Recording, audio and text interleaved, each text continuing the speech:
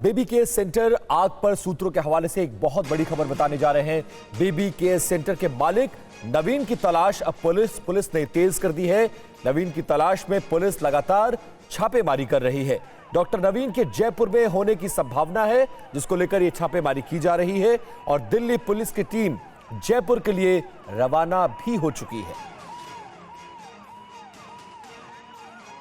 और इसी खबर पर ज्यादा जानकारी के लिए हमारे संवाददाता जितेंद्र शर्मा लाइव जुड़ गए हैं।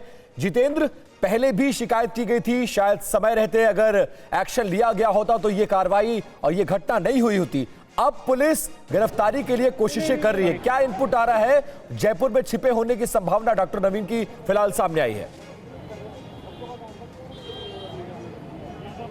जी बिल्कुल, देखिए इलाके के लोगों का साफ आरोप है कि लगातार जो पुलिस है उसको इस बात की शिकायत की जा रही थी, प्रशासन को इस बात की शिकायत की जा रही थी कि जो ऑक्सीजन सिलेंडर्स हैं वो बड़ी संख्या में इस छोटे से नर्सिंग होम के अंदर लाए जाते हैं। मैं चाहूंगा एक बार फिर से तस्वीर आपको कैमरामैन दिखाए। ये देखिए, ये दरअसल 120 गज में बना एक छोटा सा new born baby nursing home था, जहां पर जो न्यू बॉर्न बेबी होते हैं उनको अलग अलग अस्पतालों से लाकर यहाँ रखा जाता था। और कल रात 11:30 बजे अचानक से इस इमारत के अंदर आग लगी और देखते ही देखते आग ने पूरी बिल्डिंग को अपने कब्जे में ले लिया। उसके बाद अब बताया जा रहा है कि 6 से 7 बच्चों की इसमें मौत हो चुकी है और जो आरोपी डॉक्टर है नवीन चीची, वो इस वक्त फरार बताया जा रहा है। हालांकि उसके तहत 304A और इसके अलावा अन्य धाराओं में मुकदमा दर्ज कर लिया गया है। उसके जयपुर में होने की बात सामने आ रही है, जिसको लेकर पुलिस लगातार उसके जितने भी संभावित ठिकाने हो सकते हैं दिल्ली NCR में, वहां तो रेड कर रही है। इसके अलावा जयपुर भी टीम भेज दी गई है दिल्ली पुलिस की तरफ से, ताकि नवीन चीची को जल्द से जल्द गिरफ्तार किया जा सके।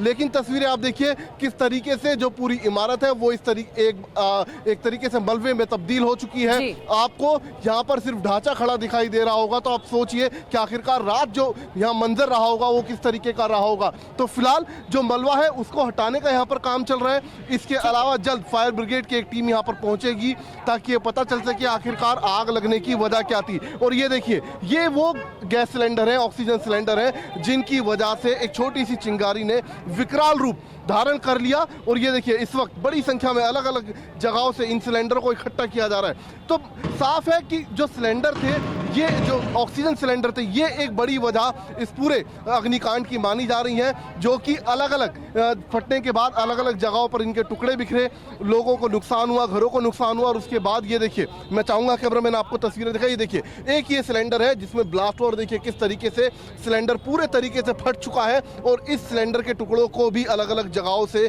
यहाँ पर इकट्ठा किया जा रहा है। तो तकरीबन 6 से 7 सिलेंडर बताया जा रहे हैं जिनमें विस्फोट हुआ और उनके टुकड़े 500 मीटर तक गए। बिल्कुल जितेंद्र, बहुत ही भयानक ये हादसा था। जो तस्वीरें आप दिखा रहे हैं वो ये बताने के लिए काफी है कि जब आग लगी होगी तो आखिर कैसे पूरी बिल्डिंग को आग ने अपनी चपेट में लिया होगा, क्योंकि ऑक्सीजन सिलेंडर एक के बाद एक कई सिलेंडर में विस्फोट हुआ। बहुत शुक्रिया हमारे साथ जुड़ने के लिए। आगे भी नजर आप बनाए रखिएगा। जितेंद्र, एक बड़ी समस्या यह है कि परिजनों को यह तक नहीं पता है कि उनके बच्चों को अगर रेस्क्यू किया गया है तो कहां रखा गया है। पूछिए उनसे क्या जानकारी दी गई है। जो मेरे अफसर MCD गए जिन्होंने मुझे बताया कि इसका लाइसेंस मिला हुआ है, उन्होंने मुझे बताया था। आप ये गलती महसूस करते हैं कि अगर आप रिटर्न में देते तो हो सकता था कार्रवाई? रिटर्न मैंने दी, रिटर्न में सर, मैं रिटर्न में कार्रवाई, मैं अस्पताल के खिलाफ मैंने रिटर्न में दी ये बात की।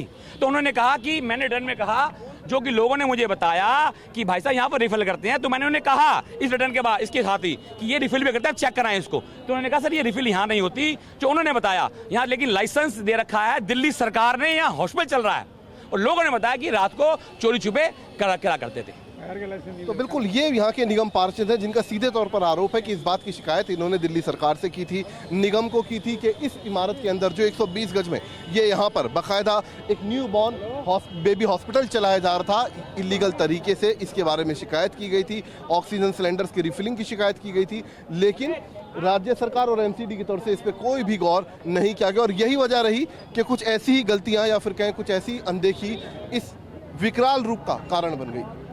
कैमरामैन राजेश के साथ जितेंद्र शर्मा, TV9 भारतवर्ष, दिल्ली। जितेंद्र शर्मा हमारे संवाददाता इस वक्त ग्राउंड जीरो पर मौजूद है और एक एक डिटेल आप तक पहुंचाने की कोशिश कर रहे हैं कि कैसे इस बिल्डिंग में बेबी केयर सेंटर बनाया गया था। तमाम शिकायतों के बावजूद कोई कार्रवाई नहीं हुई थी। जितेंद्र, एक बार जरा ये बताइए, प्राइमा फेसी अभी तक की जो इन्वेस्टिगेशन है उसमें वजह इस ब्लास्ट की, इस आग लगने की क्या आ रही है? क्या ये रिफिलिंग सेंटर के तौर पर अस्पताल के साथ साथ इस्तेमाल हो रहा था, या फिर रिफिलिंग करने के दौरान ये हादसा हुआ है तब ये आग लगी है? क्या बता रहे हैं अधिकारी, पुलिस और फायर डिपार्टमेंट के लोग?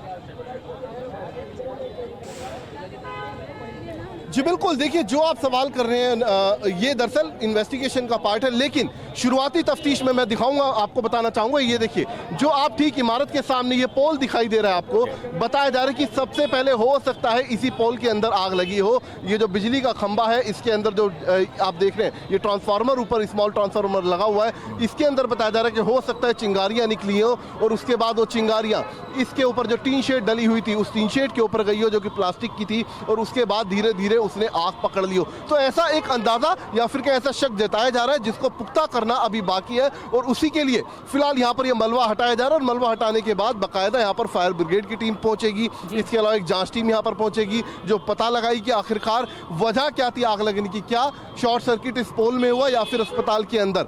तो ये अभी फिलहाल शुरुआती तफ्तीश में बताया जा रहा है कि हो सकता है इस पोल के अंदर आग लगी हो। सवाल अभी भी बने हुए हैं। जहां हादसा हुआ है वहां से जितेंद्र हमें लाइव रिपोर्टिंग करके बता रहे हैं कि कितना जो मलबा है वो हटाया जा रहा है, और अब कुछ देर में फायर ब्रिगेड की टीम भी पहुंचने वाली है। बहरहाल सबसे ज्यादा चिंता अभिभावकों को है कि उनके बच्चे लापता हैं अब भी।